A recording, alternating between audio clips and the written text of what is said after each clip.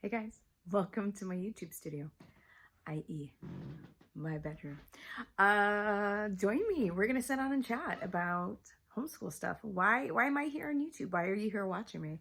What does next year hold in store for us? We're gonna find out.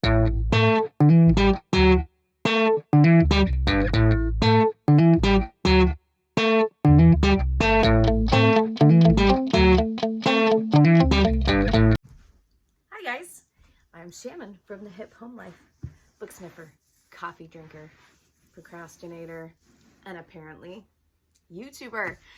Welcome. Why are we here? I guess I was feeling like Instagram stopped being fun, at least as far as videos. And videos are hard work. So if they're not also fun, then like, what's the point? I don't know. This format seems to, and Instagram in general, no, wrong. YouTube in general seems to lend itself to like a little bit more fun. So I figured, you know what, like, let's give it a go. Let's see if we can have a little bit more fun around here. Worth a shot, at least. I was gonna say if you're new to my channel, but we're all new to this channel. So we're gonna talk about homeschool stuff, the reviews that you are used to over there.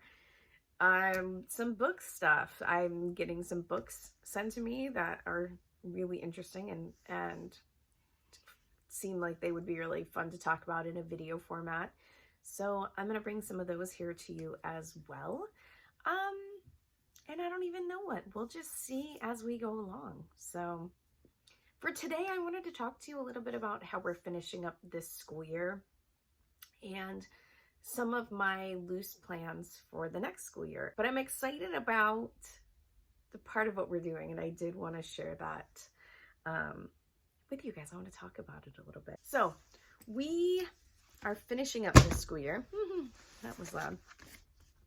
With our handy dandy folder method. I've talked about this before over on Instagram.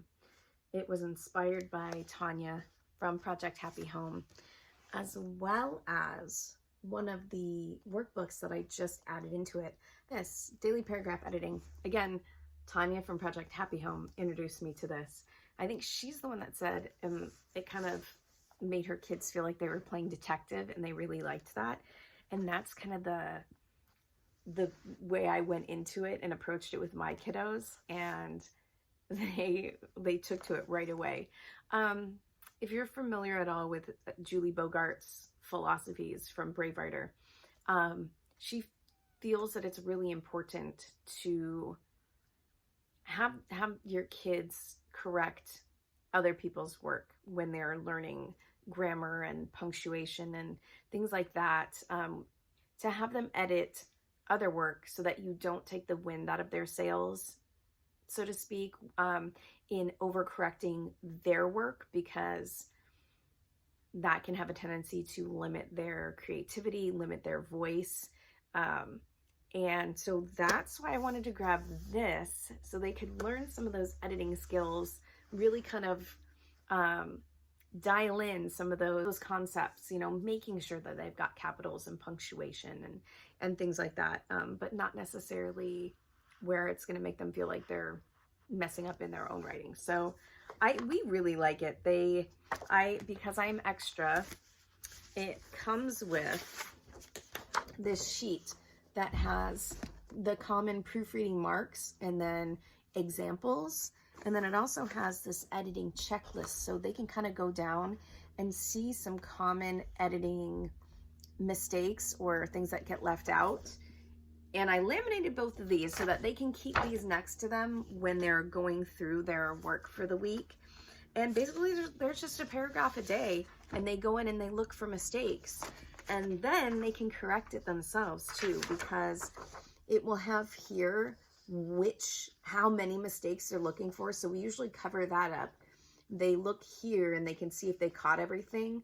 And once they either feel stuck or feel like maybe they got everything, then they can look here and it gives them all the corrections. So they also feel really independent with that, and they really like it. It's actually been a lot of fun for them. So huge fan of that. This is the first time I've talked about this. I actually think I did a longer video on this. I was having ring light problems when I tried to record this yesterday and it kept going out. I just turned it on, but it went back off. So I guess I'm leaving the ring light off. Anyway, I did a longer video on this at some point in the past, and I think it got erased, and so it never got posted. So there's my little intro to the daily paragraph editing. I do have an Amazon, in my Amazon storefront, I have all of my favorite workbooks in one list. So you can look there for all of my favorite Evan Moor workbooks.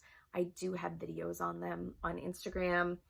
On Evan Moor's page, their own website, they will often run some pretty good sales, and it's free shipping over $35, I think, and it comes really fast.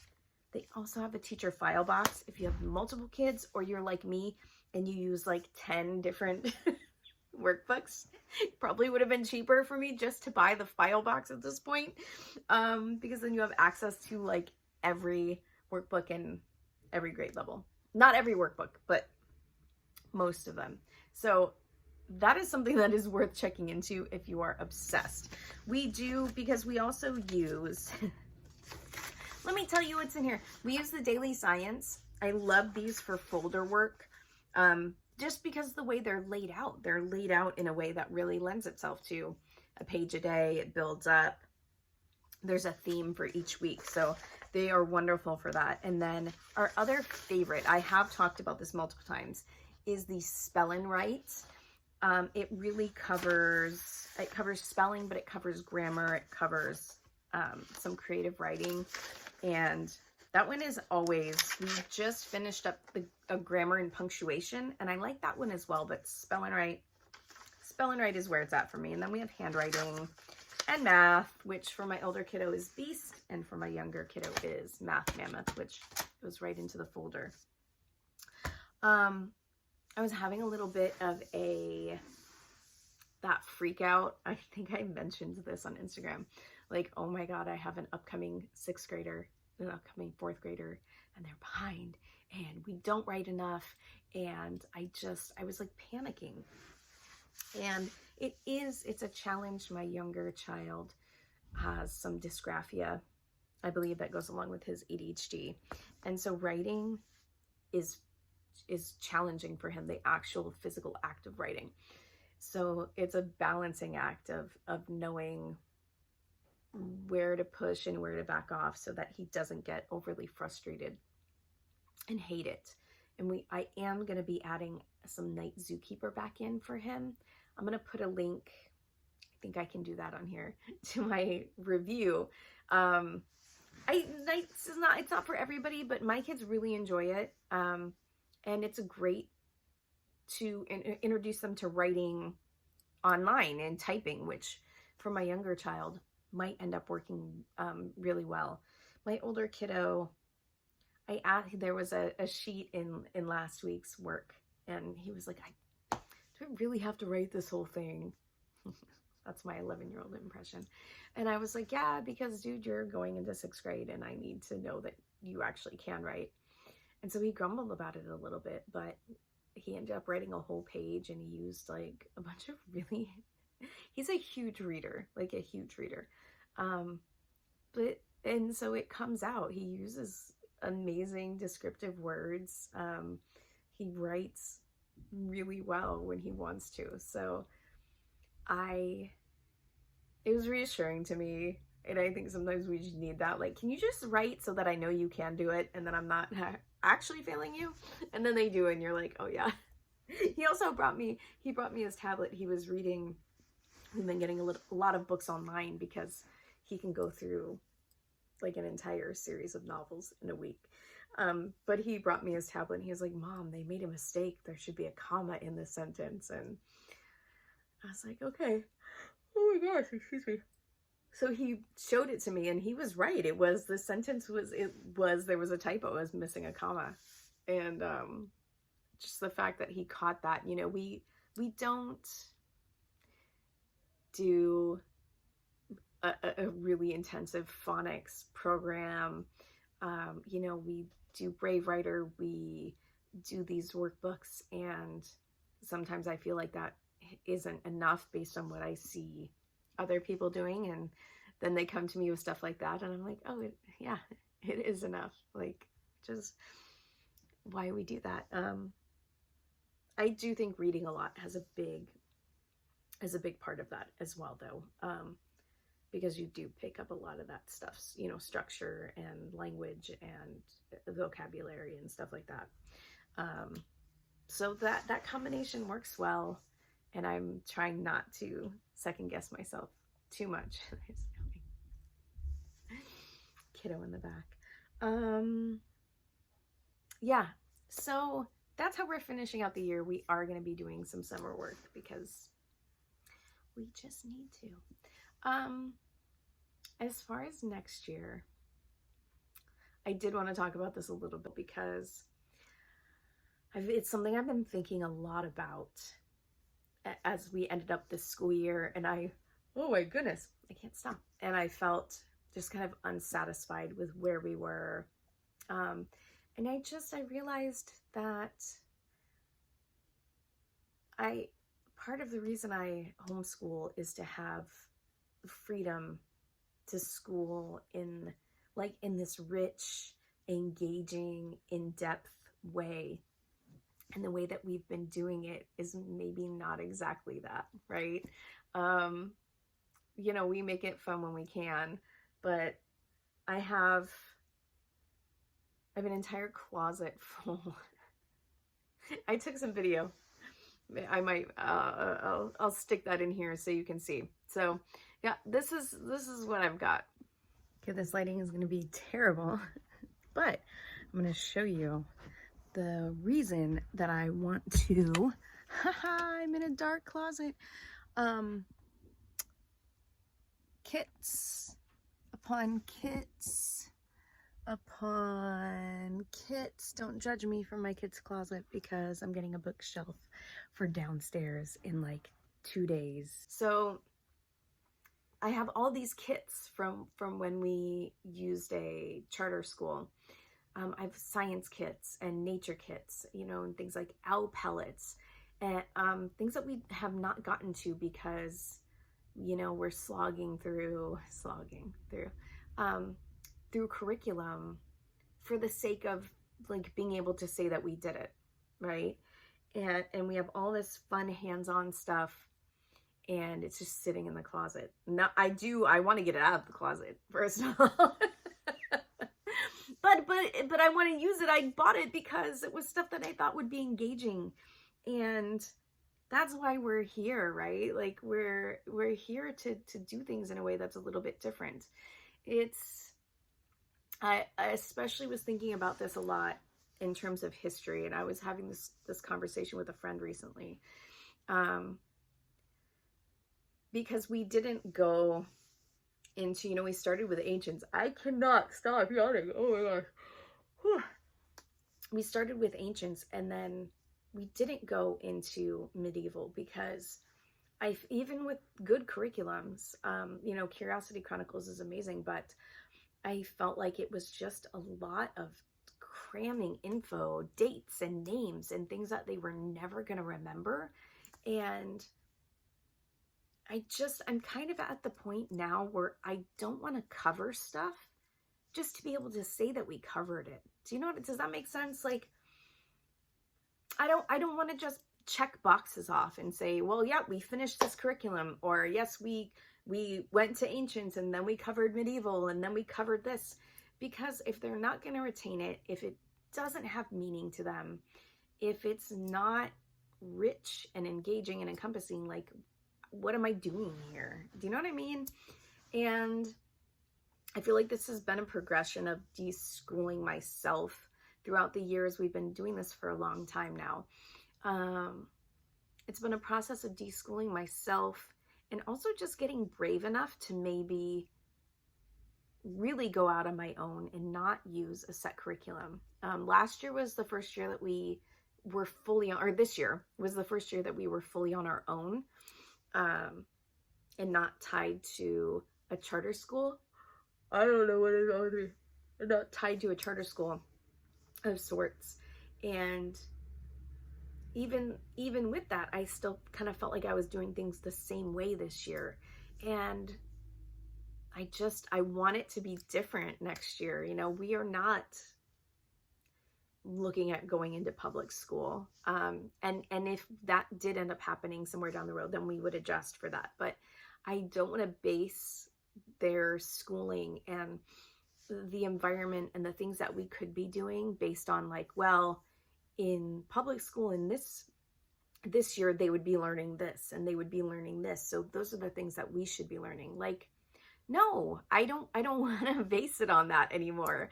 You know, like we have a closet full of materials and libraries are accessible again. And I think I can make us some really fun unit studies to go along with that stuff and just make learning really interesting. I also, as soon as Arlene from Arlene and Company posted about this, I snatched this right up. And I feel like this was a big help, I think, in my mindset in that way, because I feel like this is a resource that a lot of us have been looking for in covering history accurately, but from the beginning, because starting Black history at slavery, that's white history. That's not even Black history, right? Like slavery is white history.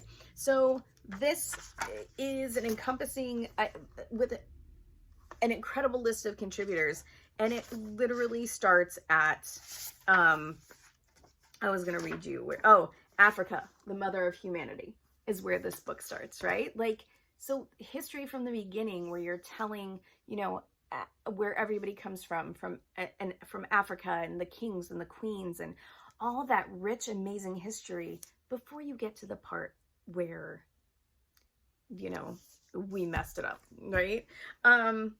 So I think what I really want to do, the mascot, I actually think I'm going to start with, before I even get to history, I think I'm going to start with Build Your Library's evolution unit. Now he's on the scratcher. I think I'm going to start with the evolution unit. And started evolution. We did prehistory last summer from Blossom and Root, which was amazing. But I think I want to start with evolution and do that unit, and then dive into this with this book as my main source. And then I can build off of here along with Crash Course. I just looked though, Crash Course is an amazing resource on YouTube. They're building a new library of Black US history, but it starts at the US history. So it does unfortunately start with slavery, which we can definitely use as a great resource later on. So I'll have to see what they have to start with this. I know I will be using their science videos as well.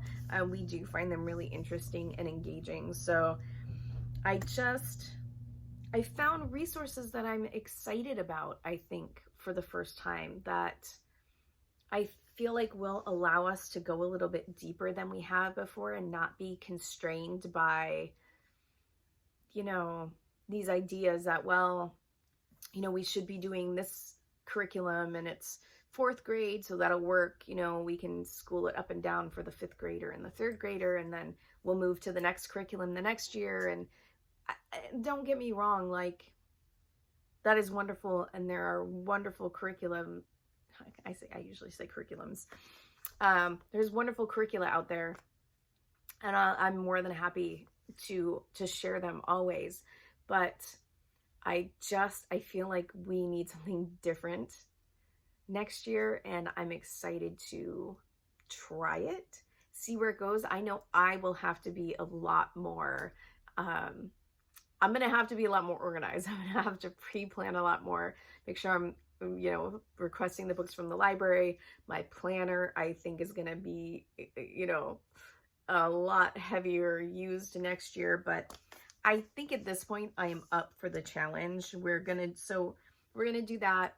We're going to do the Brave Writer projects from like Faltering Ownership, Partnership in Writing that I've had for forever. and I've never gotten to because the curriculum has always taken, you know, it's like you can either do like, okay, well, the curriculum for today is this, this, and this, and then you don't have time for the other stuff, at least in my experience.